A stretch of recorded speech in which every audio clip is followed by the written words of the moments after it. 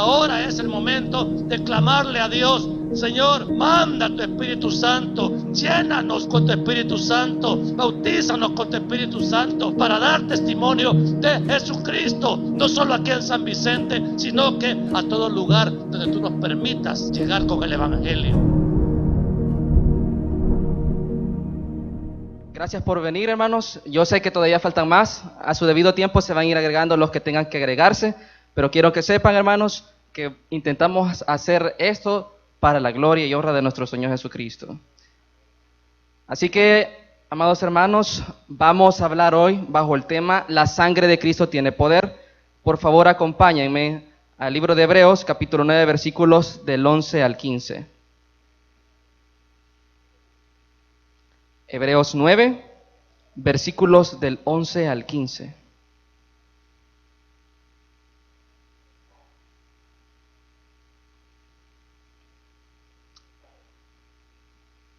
Hebreos 9, del 11 al 15. Amén. Pero estando ya presente Cristo, sumo sacerdote de los bienes venideros, por el más amplio y más perfecto tabernáculo, no hecho de manos, es decir, no de esta creación, y no por sangre de machos cabríos ni de becerros, sino por su propia sangre, entró una vez para siempre en el lugar santísimo, habiendo obtenido eterna redención.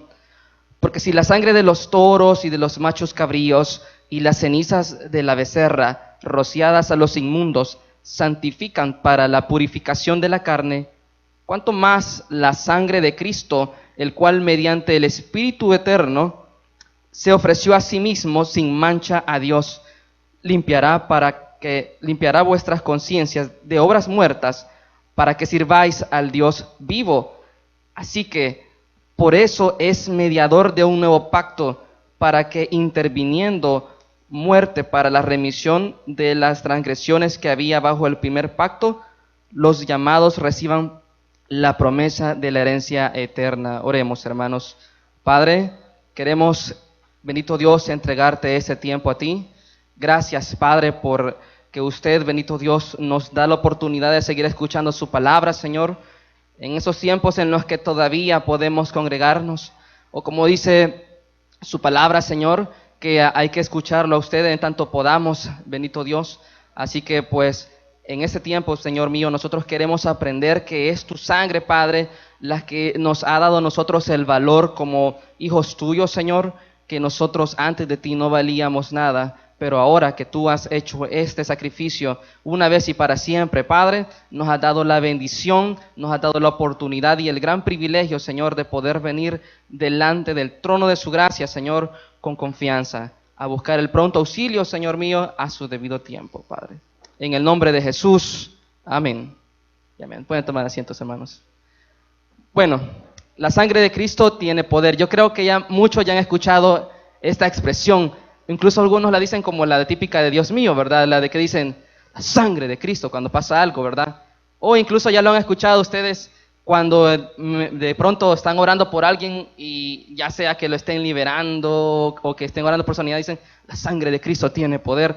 Y casi que la frase de pronto que se volvió como un amuleto y que de pronto que es una frase mágica que de pronto tiene que hacer lo que nosotros queremos que haga solo porque decimos la sangre de Cristo tiene poder. Pero la verdad entenderemos el espíritu con el cual realmente esto está escrito en la palabra. Y eso, hermanos, es a lo que pues hemos venido hoy, ¿verdad? A conocer un poquito más, a aprender un poquito. Bien, primero hablemos lo más básico. Comencemos por lo más básico. ¿Qué es la sangre? La sangre, así, obviamente en términos químicos, ¿verdad? Yo no puedo, pero así a grosso modo podemos decir que la sangre es un líquido rojo que nosotros tenemos internamente, el cual transporta oxígeno, también transporta nutrientes y por supuesto que también transporta desechos, ¿verdad? La sangre que nosotros poseemos se encarga de darles la circulación a nuestro cuerpo, el oxígeno al cerebro y, como se los dije, lleva los nutrientes y desechos. Pero de acuerdo a la palabra de Dios, ¿qué es la sangre? Vámonos por favor a Deuteronomio capítulo 12, 22 al 23. ¿Qué dice Deuteronomio 12? Deuteronomio 12.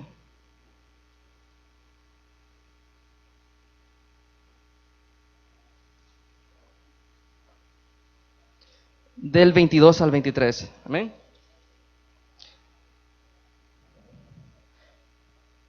Dice, lo mismo que se come la gacela y el ciervo, así las podrás comer.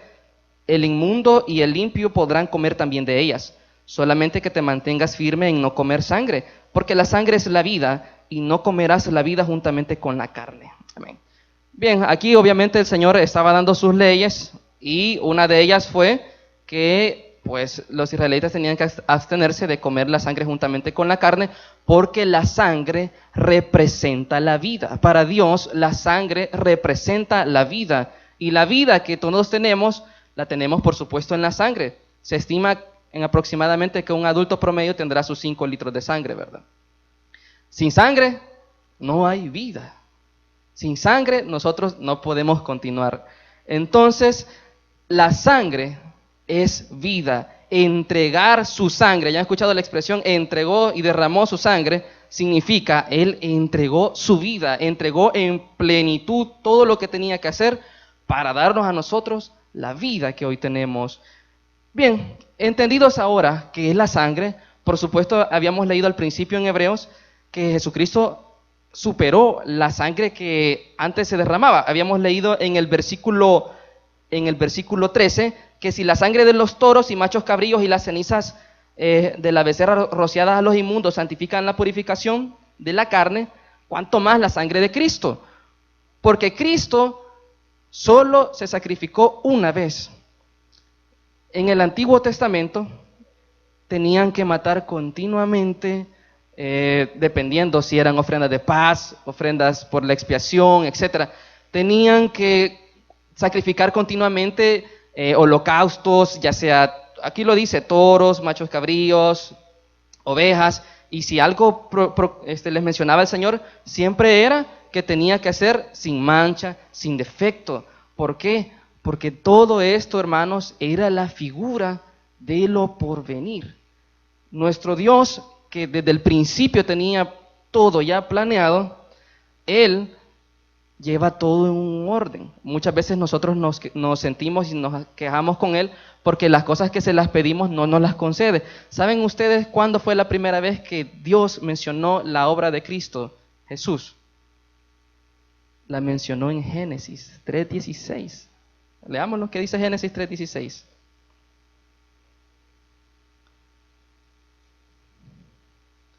Génesis 3:16 dice, a la mujer dijo, 3:15, y pondré enemistad entre ti y la mujer, y entre tu simiente y la simiente suya. Esta te herirá en la cabeza y tú le herirás en el calcañal. ¿Quién es la simiente de la mujer, hermanos?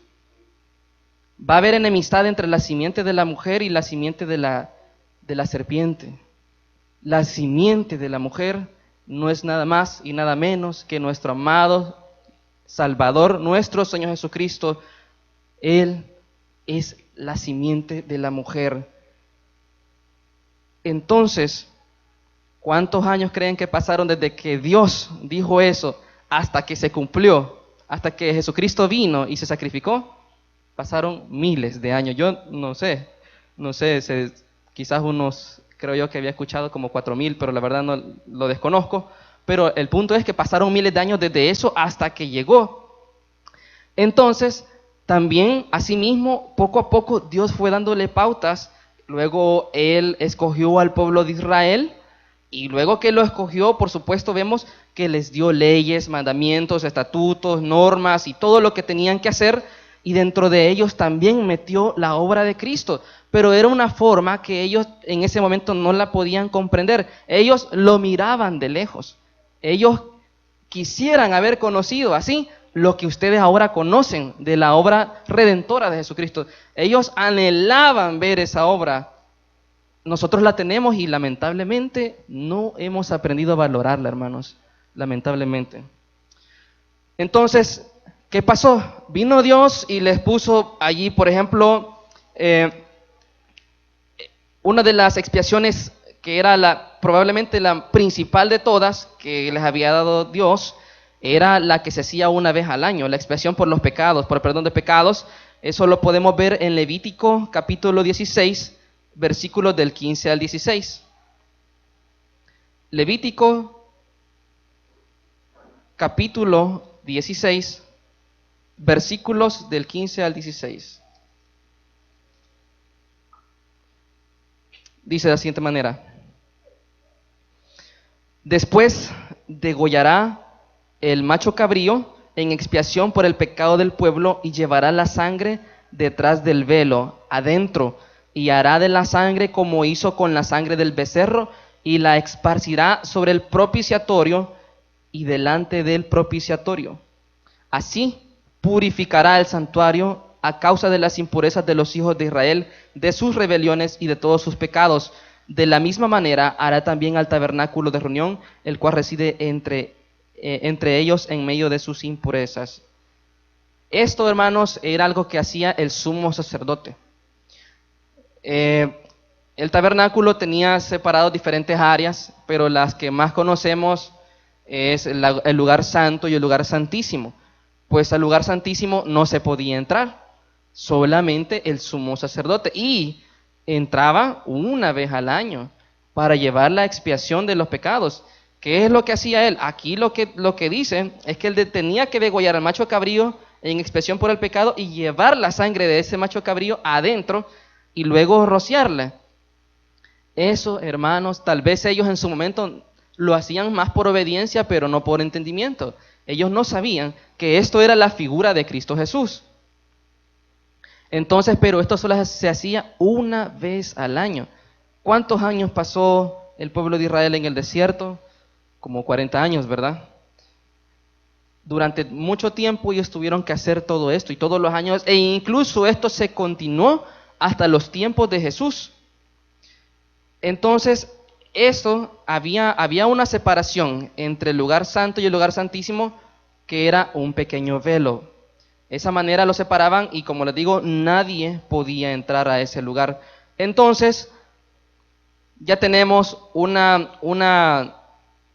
forma en cómo la sangre era rociada en aquel entonces para expiación y perdón de pecados. Pero también la sangre, si estamos hablando de la figura de lo porvenir, también hablamos que la sangre brindó en su momento protección divina. ¿Ustedes recuerdan cuando llegaron las 10 plagas de Egipto? ¿Se recuerdan cuál fue la última?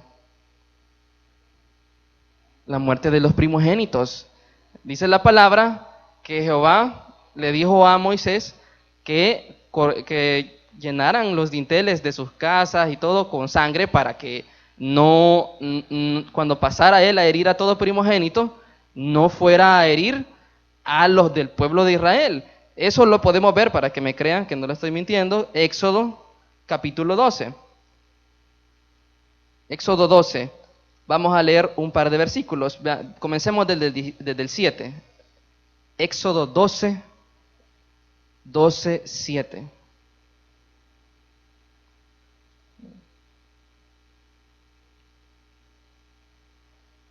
Amén. Dice: y tomarán de la sangre y la pondrán en los postes y en el dintel de las casas en que lo han de comer. Leamos ahora el versículo 12 y 13. Pues yo pasaré aquella noche por la tierra de Egipto y heriré a todo primogénito en la tierra de Egipto, así de los hombres como de las bestias, y ejecutaré mis juicios en todos los dioses de Egipto. Yo, Jehová. Esa es una firma, ese es yo, Jehová. Y la sangre os será por señal en las casas donde vosotros estéis, y veré la sangre y pasaré de vosotros, y no habrá en vosotros plaga de mortandad cuando hiera la tierra de Egipto. Ahora lo ratifica nuevamente en el versículo 23, porque Jehová pasará hiriendo a los egipcios, y cuando vea la sangre en el dintel y en los 2 postes, pasará Jehová aquella puerta y no dejará entrar al heridor en vuestras casas para herir. La sangre también fue un símbolo de protección divina justo en la celebración de la Pascua. Esta fue la primera Pascua, porque por si no lo sabían, por aquí les estábamos celebrando. La estaban celebrando los hermanitos, ¿verdad? En aquel entonces. Así que de esta manera la sangre protegía y cubría al pueblo de Israel. Y claro, ¿verdad? Muchos a veces nos quedamos con los primogénitos humanos, pero la verdad es que la palabra dice que también de animales y de las bestias, ¿ya? Entonces, esto fue un juicio que Dios llevó, pero ese juicio no llegó sobre los israelitas. Bueno, los que tenían, de acuerdo a al mandato de Dios, tenían la sangre del cordero sobre sus puertecitas, ¿verdad? Y por último, vamos a ver una última figura de la sangre en el Antiguo Testamento. Estamos hablando de la sangre, cómo era la figura de Cristo antes de que Cristo viniera. ¿Qué dice? Y eso vamos a cerrarlo aquí en Hebreos 9 del 19 al 22. ¿Cómo santificaba la sangre entonces en aquellos tiempos? Dice Hebreos 9, 19 al 22. Porque habiendo anunciado Moisés todos los mandamientos de la ley a todo el pueblo, tomó la sangre de los becerros y de los machos cabríos con agua, lana escarlata e hisopo, y roció el mismo libro y también a todo el pueblo, diciendo: esta es la sangre del pacto que Dios os ha mandado. Y además de esto, roció también con la sangre el tabernáculo y todos los vasos del ministerio. Y casi todo es purificado según la ley, con sangre, y sin derramamiento de sangre no se hace remisión. Todo esto, hermanos, tenía que ser así. Fue como Dios lo planeó, fue la forma en que Dios, el orden en que Dios llevaba las cosas, con la finalidad de que la gente en ese momento lo viera por la fe. O sea, ellos no sabían qué había de especial. Si ustedes ahorita los ponen a matar a un becerro, vaya, y Dios les dice: maten a este becerro para que sean limpiados sus pecados, ¿lo matarían? Yo creo que la mayoría no tendríamos el valor de matarlo. Si ni matar una gallina no tenemos el valor de matar una gallina para comerla. Pero ¿y qué tal si les digo? El pueblo de Israel tenía que hacer esto porque si no lo hacía, sus pecados no eran perdonados. Lo tenían que hacer, y en ese momento, por muy doloroso que fuera, saben que se dice que ellos tenían que criar, ellos criaban bastante bien a su ganado, a los corderitos, durante la edad que tenían que tener antes de un sacrificio, y ellos hasta se encariñaban de estos animalitos, por supuesto, si los cuidaban desde pequeños. Pero pronto se llegaba el día en que tenían que ser sacrificados y tenían que hacerlo, y con ese dolor, pues digamos que de alguna manera ellos experimentaron, aunque sea un centímetro o un pequeño porcentaje de lo que Dios realmente sintió cuando Jesucristo murió, porque Él sí entregó a Jesucristo, a su Hijo unigénito. Entonces, todo esto fue necesario, no lo digo yo, lo dice la palabra. Si seguimos ahí en Hebreos, donde estábamos en este preciso momento, si seguimos leyendo el versículo 23, dice: fue pues necesario que las figuras de las cosas celestiales fueran purificadas así, pero las cosas celestiales mismas con mejores sacrificios que estos. Fue necesario, hermanos, no era porque a Dios le dio gana. Dios lo hizo así porque de esta manera Él iba a darle a su nación la figura de lo venidero, es decir, de Cristo Jesús. Cristo Jesús, hermanos, es el Cordero de Dios que quita el pecado del mundo. ¿Quién dijo eso por primera vez? Lo dijo por primera vez Juan el Bautista. Jesucristo llegó a bautizarse, y cuando llegó y lo vio Juan el Bautista, le dijo: he aquí el Cordero de Dios. Juan entendía el propósito por el cual Jesucristo había sido enviado, porque para ellos un cordero, no crean que significaba un animalito cualquiera. Para ellos, hermanos, un cordero significaba la expiación de sus pecados. Jesucristo es el Cordero de Dios. Cristo nos reveló que su sangre, hermanos, da vida eterna. Eso lo dijo en Juan 6, 53 a 56. Vamos para allá.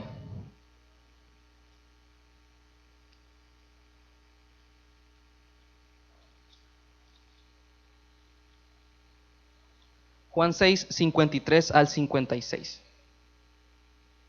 Dice: Jesús les dijo: de cierto os digo, si no coméis la carne del Hijo del Hombre y bebéis su sangre, no tenéis vida en vosotros. El que come mi carne y bebe mi sangre tiene la vida eterna, y yo le resucitaré en el día postrero. Porque mi carne es verdadera comida y mi sangre es verdadera bebida. El que come mi carne y bebe mi sangre en mí permanece y yo en él. Jesucristo también sabía lo que venía. Jesucristo sabía que su sangre tenía que ser derramada como un sacrificio. Él se sacrificó, él fue llevado a la cruz del Calvario, pero él sabía que al derramar su sangre era como él iba a cumplir el propósito del Padre. Todas las cosas que la gente o los usados por Dios en el Antiguo Testamento, como Moisés y todos ellos, solo vieron por figura, pues muchos tuvieron el privilegio de verlo incluso en persona. A Cristo Jesús tuvieron el privilegio de verlo cuando él fue llevado a la cruz, tuvieron el privilegio de verlo cuando fue crucificado, y muchos, incluso sus discípulos, tuvieron el privilegio de verlo cuando él resucitó. Jesucristo sabía que tenía que pagar un precio, sabía que tenía que dar su sangre. Dar su sangre es dar su vida. Jesucristo sabía que solamente de esta manera él iba a traer redención a cada uno de nosotros. Y por supuesto ustedes dirán, bueno, pero si la sangre es la vida, ¿qué significa lo de la carne? Ya lo vamos a ver más adelante. Porque también la carne tiene su significado. O sea, Jesucristo aquí está hablando como una figura también, ¿verdad? No está hablando literalmente que se iban a comer la carne de él y se iban a tomar la sangre de él, literalmente, no, es una figura. Entonces, Cristo posteriormente instituyó la Santa Cena, evento que vamos a celebrar este día, que aquí nosotros damos el pancito y el juguito de uvas, representando el cuerpo y la sangre de Jesucristo. Jesucristo, cuando dio su sangre, dio su vida. Entonces, por supuesto que en la última cena, cuando fue instituida, él dijo, este es mi cuerpo, que será entregado por ustedes, y posteriormente, y bueno, lo vamos a repetir al final, ¿verdad?, del culto. Posteriormente dijo, esta es mi sangre, que será derramada por ustedes para el perdón de pecados. Y vemos allí el primer, y por supuesto, y creo yo, quizás el más grande propósito de la sangre de Cristo es el perdón de los pecados, porque allá en el reino de los cielos no crea que va a entrar alguien con pecado. En el reino de los cielos no va a existir el pecado. En el reino de los cielos no va a existir la tristeza, el dolor, la enfermedad. Allá no va a haber coronavirus, pues. Allá no va a haber ningún cáncer, ni ninguna enfermedad que ustedes ahorita pudieran tenerles miedo. Allá no hay nada de eso. Allá no va a haber llanto, al menos no de tristeza, sino de gozo, ¿verdad? Porque Cristo va a enjugar las lágrimas. Eso lo dijo él en Apocalipsis. Ahora, él instituyó la Santa Cena también como un conmemorativo de su venida, para que nosotros también estemos siempre al pendiente, pues. Sabemos que Cristo Jesús viene pronto. Y eso, hermanos, cada día es más inminente. Pongámonos a cuentas, hermanos, porque los tiempos sabemos que ya son finales. ¿Cuándo ustedes en su vida habían visto una pandemia que nos cerrara así, con tanta tecnología que tenemos ahora? La gente quería decir que con la tecnología que teníamos nada nos podía hacer nada, pero ya ven que los propósitos de Dios son diferentes. Aunque digan que un humano la desarrolló, si es que fue desarrollada, igual ustedes creen que Dios no lo permitió. Si Dios no lo permite, no llega, no importa qué tan avanzada sea la tecnología.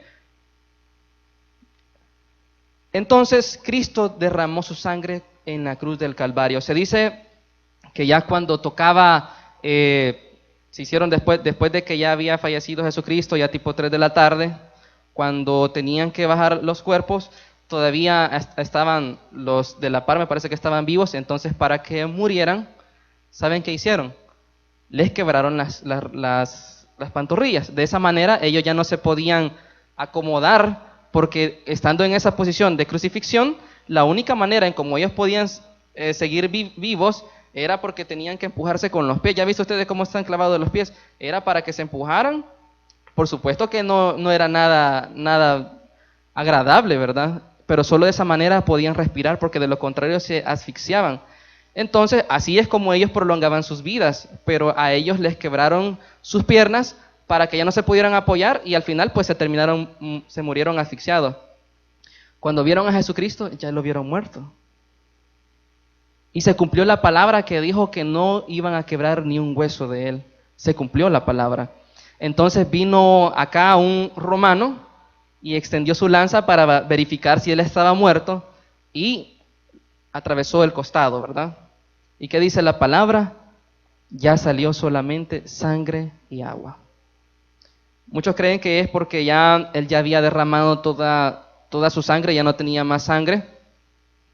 Pero yo por ahí vi también un explicado un poquito más científico, y es que sí, es cierto, ya había derramado casi toda su sangre, pero eso tenía que ver con los azotes que él ya había pasado, entonces se le había acumulado como que agua en los pulmones, y por supuesto que por allí cuando le atravesaron salió agua y salió sangre. Pero esto también nos revela algo, no crean que todo pasa de casualidad, todo tiene un propósito.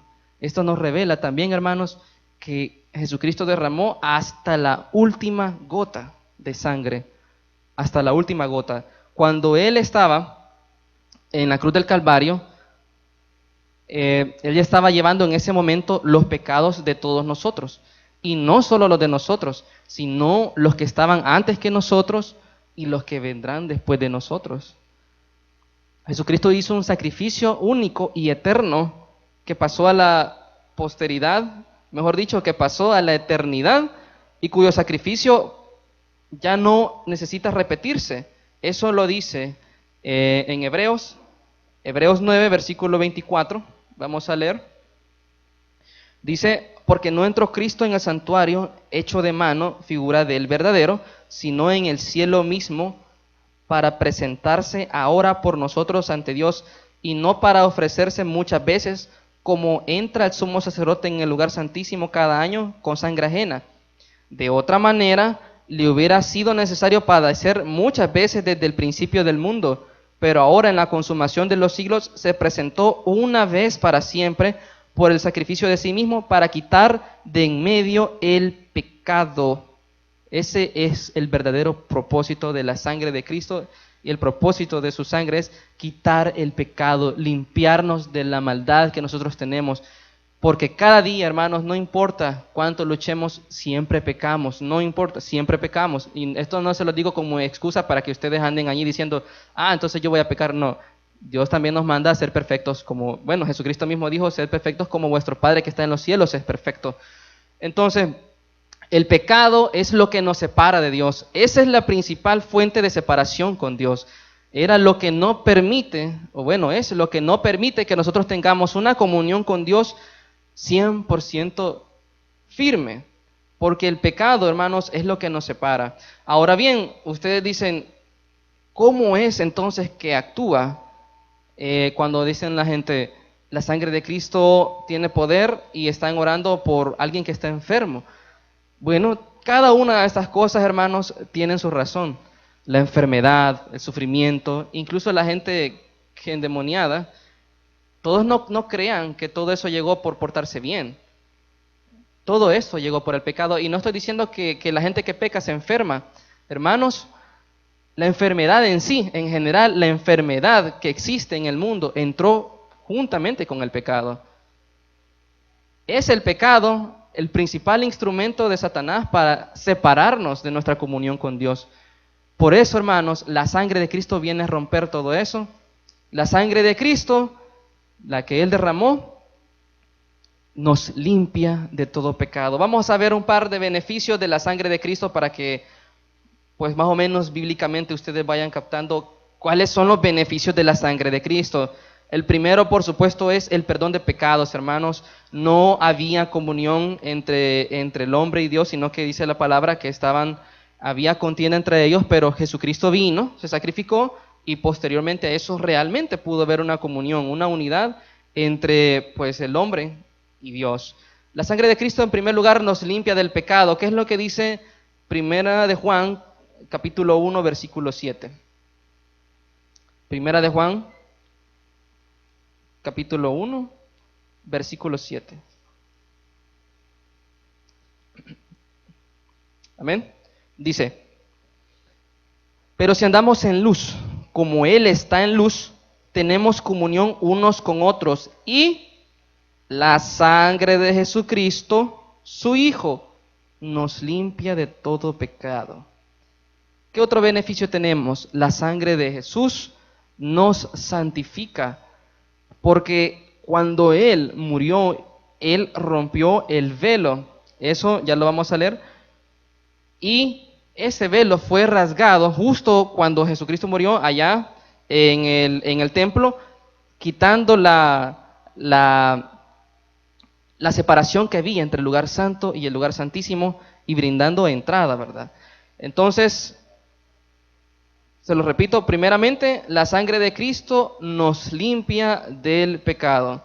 La sangre de Cristo nos da la capacidad de estar delante de Dios. Por eso les dije la segunda, nos santifica para que vengamos delante del Padre confiados. Confiados y buscar ayuda, pedirle al Señor. ¿Ustedes creen antes las cosas eran un poco diferentes? No eran así como nosotros las tenemos hoy a la mano. Antes, cuando tenían una, me parece, no recuerdo bien, creo que era la de los panes sin levadura, que todo el pueblo de Israel tenía que llegar y reunirse y llegar al templo. No, creo que es la Pascua, sí, la Pascua. Entonces todos tenían que llegar a Jerusalén. Entonces, porque en Jerusalén estaba el templo. Entonces todos los israelitas en su tiempo, ellos para celebrarlo tenían que ir, y para ellos oraban hacia un lugar. Dice también la palabra que Daniel oraba viendo hacia donde estaba el templo, y así cada uno de ellos en sus debidos tiempos procuraban ir al lugar santo que era el templo. El templo. Nosotros, hermanos, ya no tenemos que andar buscando lugares. Jesucristo vive en el corazón de aquellos quienes han sido lavados por su sangre. Jesucristo está aquí. Jesucristo es el motivo por el cual nosotros también estamos aquí. Jesucristo es nuestro Salvador y nuestro Redentor. Jesucristo nos santifica ante el Padre. Jesucristo es nuestro Redentor y es el que pagó el precio que nosotros teníamos que haber pagado, pero era mentira, no lo podíamos pagar, para que hoy usted y yo estemos aquí con la comodidad que estamos escuchando la palabra del Señor, oyendo, hermanos, cómo la palabra del Señor sigue a pesar de los tiempos. Entonces, la sangre de Jesús, les decía, nos hace aptos también para servir a Dios. Hebreos capítulo 10, versículos del 19 al 20. Hebreos 10. Vamos a leer.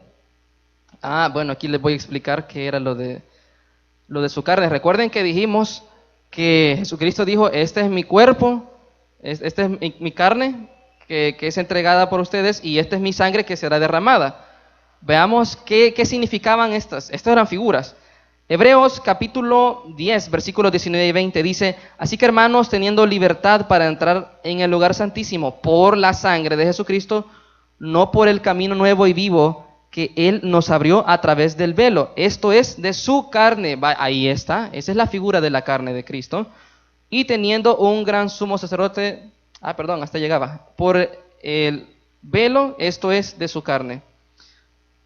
Ahí está, hermanos. El velo, cuando el velo se rasgó, estamos hablando de que Cristo entregó su carne. Y solamente, cuando Cristo decía que solamente los que coman de su carne y beban de su sangre van a poder heredar el reino de los cielos, van a tener la vida eterna, no se refiere específicamente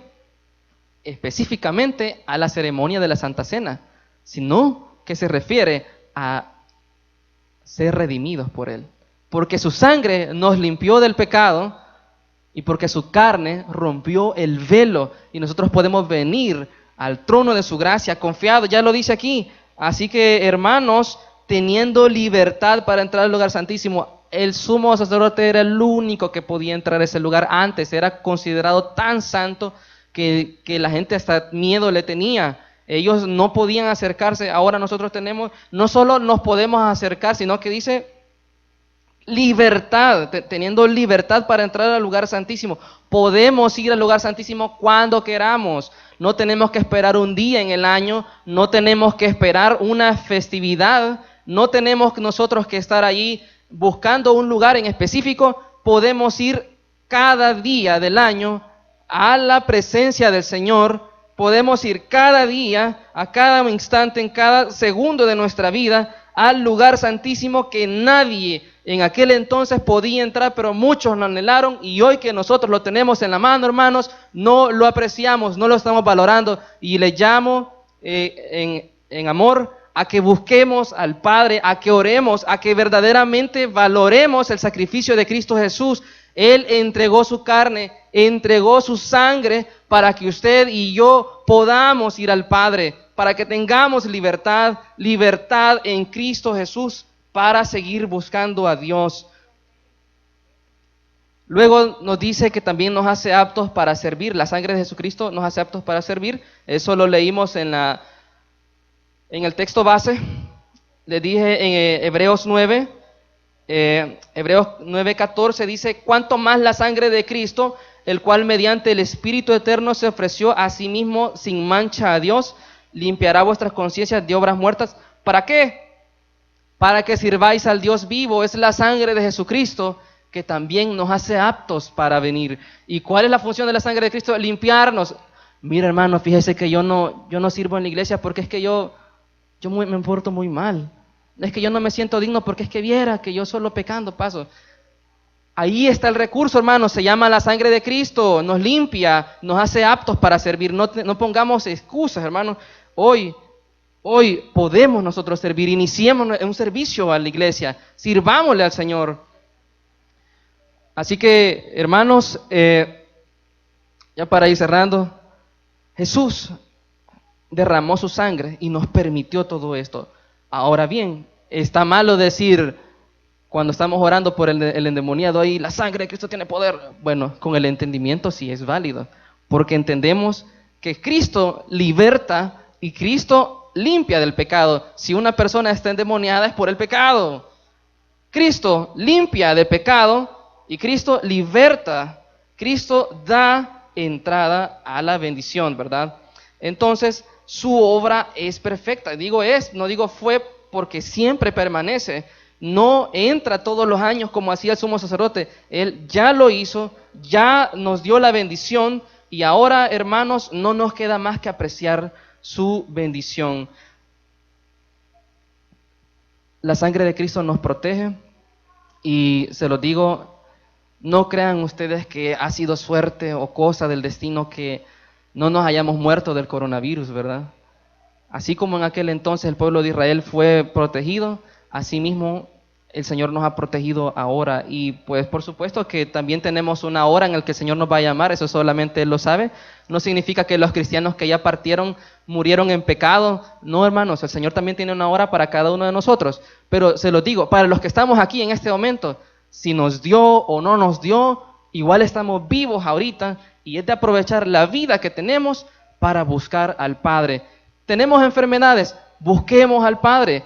Tenemos deudas, busquemos al Padre. Tenemos problemas, no tengo trabajo, tengo miedo, busquemos al Padre. Por eso Cristo pagó con su sangre, para que entremos al lugar santísimo. Así que, hermanos, yo los invito a que a esta hora entremos al lugar santísimo. ¿Quiénes quieren entrar al lugar santísimo conmigo? Pónganse de pie, por favor. Vamos a entrar al lugar santísimo. Vamos a orar al Padre con la confianza que Dios nos dio por medio de Jesucristo. Usted ya no tiene que sacrificarse para su salvación, ya su salvación la recibió cuando usted reconoció a Jesucristo como su Señor y su Salvador. Cierre sus ojos, hermanos, y procuremos concentrarnos de la mejor manera y entremos al lugar santísimo. Padre nuestro que estás en los cielos, gracias, Señor, a esta hora te damos por bendecirnos con la oportunidad de poder entrar a este lugar, Señor. Padre, muchos lo quisieron en el antiguo tiempo y ahora nosotros lo tenemos a la mano, Padre. Hoy venimos delante de ti, Señor, con nuestro corazón humillado, Padre. Te rogamos que nos perdones por todos los pecados que hemos cometido, Señor. No somos dignos, lo sabemos, no somos dignos de estar acá presentes, Señor. Pero la sangre de Cristo nos ha dignificado, porque la sangre de Cristo tiene poder, y el poder que nos ha otorgado a esta hora es poder tener la libertad de venir al lugar santísimo. Henos aquí, Padre, a esta hora. Traemos delante de ti, Señor, todas nuestras cargas. Y aquí, hermano, usted dígale al Señor su carga, dígale esta enfermedad, esta deuda, este trabajo. Póngale al Señor. Traemos delante de ti, Señor, nuestras necesidades. Solamente tú sabes, Padre, cómo nos encontramos en este momento. Solamente tú sabes lo que cada uno de nosotros está padeciendo, sufriendo o pasando. Pero hemos venido acá a buscar socorro, el pronto auxilio delante de tu presencia, y te queremos pedir a esta hora, Señor, que por favor nos des paz. Padre, indistintamente las cosas que estén pasando en la actualidad o las cosas venideras, porque sabemos que estos son principios de dolores y que posteriormente el dolor aumenta y aumenta, no vamos a tener miedo, Padre, porque usted está con nosotros, Señor. Padre, en el nombre de Jesús le pedimos, sea propicio con nosotros, tenga misericordia de nosotros. Padre, reciba hoy, bendito Dios, nuestras vidas, Padre. Señor, nosotros le hemos reconocido como Señor y Salvador de nuestras vidas y hemos sido redimidos por la sangre del Cordero. Pero queremos pedirte que aprendamos a valorarlo, porque uno de nuestros mayores errores es no valorarlo. No hemos aprendido a orar con